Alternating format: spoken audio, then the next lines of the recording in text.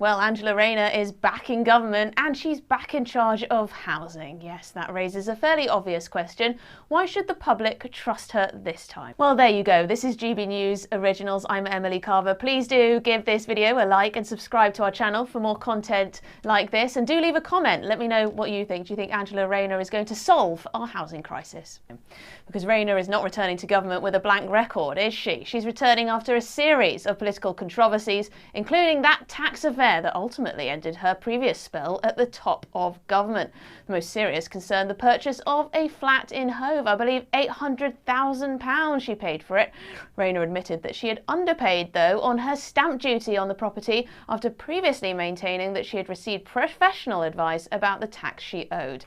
Well, the controversy became particularly damaging because Rayner was not just any cabinet minister, was she? She was Deputy Prime Minister and also Housing Secretary, responsible for a policy area directly connected to property and housing. She should have known better. Well, in September 2025, she resigned from government. If there is one good thing, Mr. Speaker, that can come out of this, I hope that other families in the situation may now be aware of that and avoid getting into the position that I am now in. I am, of course, corresponding with the HMRC and they have my full cooperation. There is no excuse not to pay taxes owed, and I will do so. Angela Rayner returns to housing as Rachel Reeves takes the hit. Angela Rayner is back at the head of the nation housing apparatus, and the political dust has barely settled. For millions across Britain, her reappointment brings up uncomfortable questions about fairness, accountability, and the integrity of the cabinet. Let us be plain about this.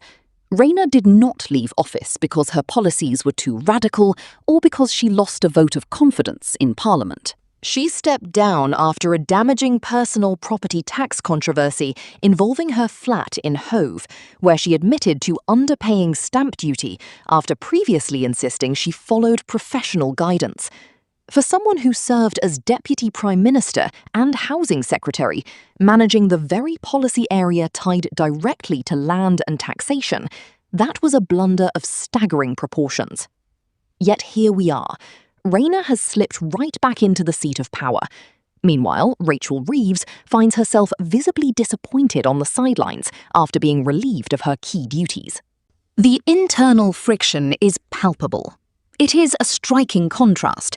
Reeves, who bore the brunt of intense fiscal scrutiny, gets pushed aside, while Rayner receives a second chance at the high table, despite her past missteps.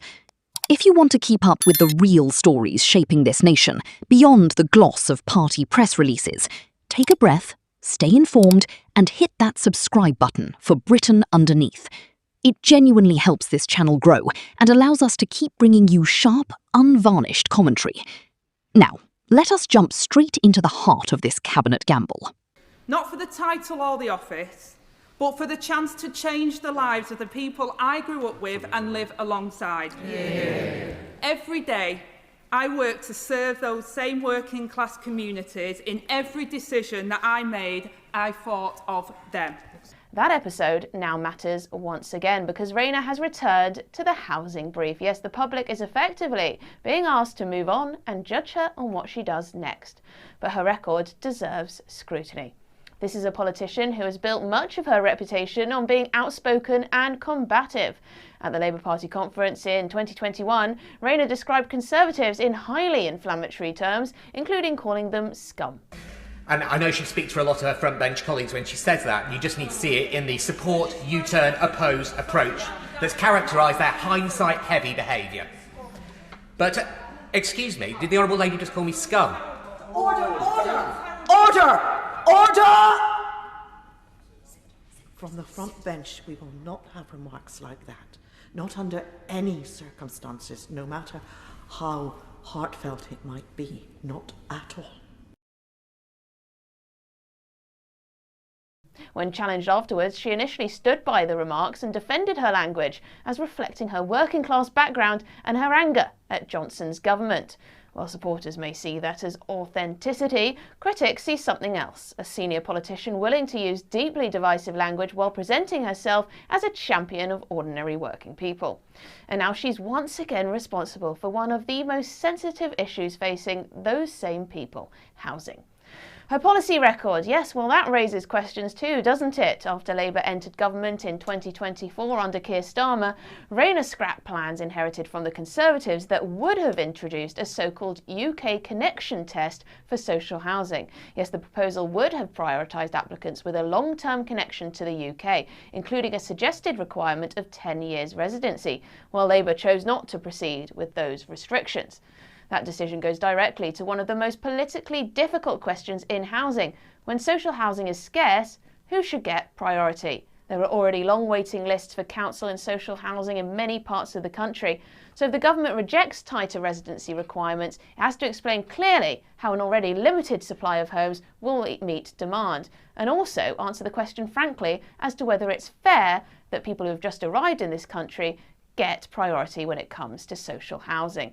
That does not mean that migrants automatically jump the queue, and the debate over allocation rules is a tad more complicated than that, but it does mean the government cannot avoid the fundamental question of supply and demand. If more people need housing in this country than there are homes available in this country, something has to. The decision by party figures like Andy Burnham and the broader leadership to champion Rayner and bring her back into the fold sends a clear signal about political priorities. Rayner has always been a combative voice, famous for using inflammatory rhetoric when describing her opponents across the aisle. Her supporters call it raw working-class authenticity, but critics see a politician quick to throw stones while sitting in a house built on selective tax memory. The real problem facing her now is not just optics, it is policy. Shortly after taking office initially, the administration scrapped proposed local connection tests that would have required a long period of UK residency before an applicant could qualify for social housing. In a country where council housing waiting lists stretch on for years and local infrastructure is strained to breaking point, discarding residency priorities demands a transparent explanation. When demand vastly outstrips supply, every decision about who gets a key becomes a moral issue. It is easy to talk about ambitious planning reforms, cutting red tape, and setting targets for hundreds of thousands of new homes. Building actual houses, complete with GP surgeries, functional roads, and local school places, is an entirely different standard of delivery. And that's where Rayner's actual performance on housing becomes rather important. She's backed major planning reforms and ambitious house building targets. She's argued that Britain needs to build more and that the planning system has too often prevented development. On that basic point, she has a case. Yes, Britain does need more homes. But targets and planning reforms are not the same as completed houses, are there? The test is delivery. How many homes will actually be built? How many will genuinely be affordable to people? How many will be social or council homes? Where will they be built? And will the roads, schools, GP surgeries, transport, etc. arrive alongside them? Those are questions people need the answers to. And they matter because Rayner is no longer an opposition politician who can simply criticise the government. She's been the government. She's held responsibility for housing policy. She's made decisions about planning and social housing. She's been at the centre of a major personal property tax controversy that resulted in her resignation. And now she's been given another opportunity. So there should be no honeymoon period for Angela Rayner. She should be judged on her record and on what she delivers from this point forward. Can she build the homes the government says Britain needs, that Andy Burnham says we need? Can she increase the supply of social housing while explaining fairly and transparently who gets access to it? Can she ensure that population growth, housing supply are realistically accounted for? Can she deliver the infrastructure needed to support these new developments? And after resigning after her own property tax affairs, can she rebuild the credibility required to lead Britain's housing policy? Those are legitimate questions, because Angela Rayner's return is not simply the comeback of a senior Labour politician. No, it's the return of a politician with a record, with her own controversies, and with unfinished business. The housing crisis is still here, the waiting lists are still here and growing. The affordability crisis is here more than ever.